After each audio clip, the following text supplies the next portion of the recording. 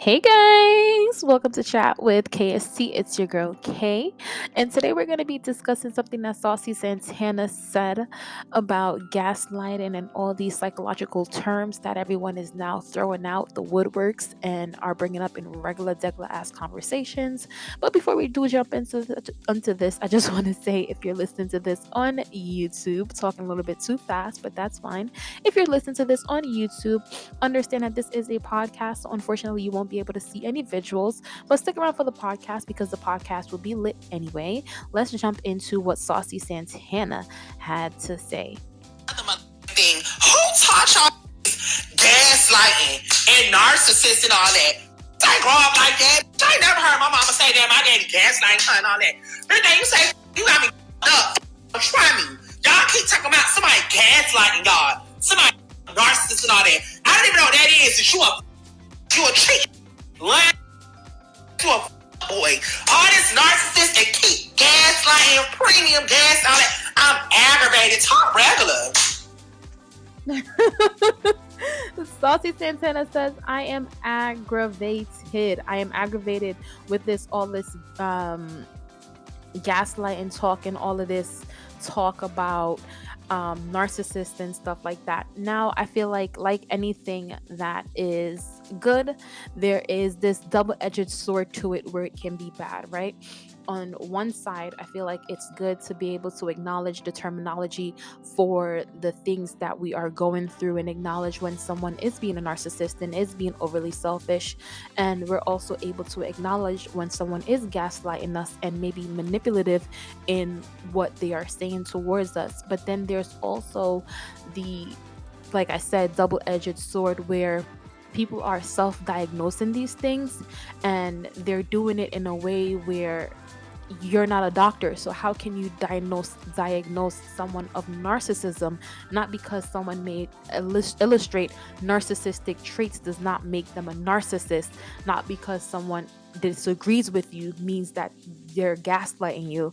So I just feel like a lot of people throw these terms around, and when they throw these terms around, they're not understanding that there is this psychological component to it where people have gone to school for years and years and years just to learn how to diagnose these things, and then we're just throwing around these terminologies in generic ass conversations as if they're nothing, which diminishes the value of the word, of the meaning, of the sickness and everything like that, of the ailment I should say. And we essentially aren't taking it seriously.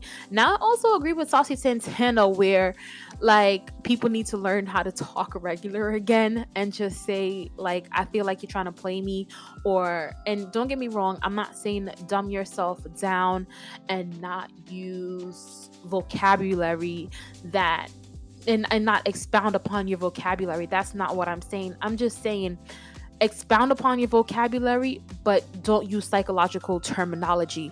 That's like jargon for the field of psychology, right? That's like someone, I don't know, there's every industry has their own jargon that they use, and you want to leave that for that industry because those people within that industry knows what it means. And you may be using the word even though you want to expound upon your vocabulary, you may be using the word out of context is what I'm saying. So use regular words as if I feel as though you're being selfish right now. Selfish is a regular word. You know what I mean? I feel that you're being self-centered. I feel that you're being duplicitous if you feel like someone isn't being completely honest with you. Instead of the word gaslighting, use words that are regular that illustrate exactly what you're saying and not have to use a psychological terminology to present your idea to the person, because some people won't even know what you're talking about, one, and two, you may be even using the word wrong, and three, I just feel like the kids of this generation, I feel like they learn something and they run with it, especially when they're talking to their parents or whatever.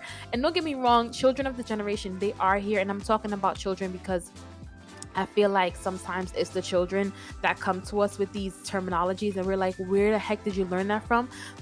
I feel like kids, they're learning about the pronouns and they're learning about non-binary and all these, and they're presenting it to you like you're supposed to know this stuff. And I'm like, Where are you learning this stuff from? Like, what is going on in school nowadays? What are you learning in school nowadays?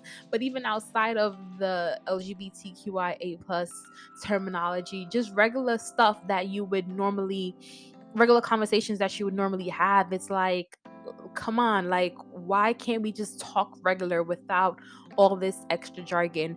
But that's just my thoughts and opinions on it. I want to hear your thoughts and opinions on it. So if you're listening to this through YouTube, what are your thoughts and opinions? Do you think that using the word gaslighting and narcissism is quite okay, and it actually shows how knowledgeable you are and how much you've learned about a particular subject matter? Or do you feel like it's overused and, like me, and people are using it out of context? Or do you feel like it's a mixture of both? Share your thoughts and comments down below if you listen to this on YouTube, and if you listen to me through Apple and Apple Podcasts or Spotify. Hey guys, what's up? You can always check out the YouTube channel for more visual stuff if you're looking for that. But I'll talk to you guys next time. Laters.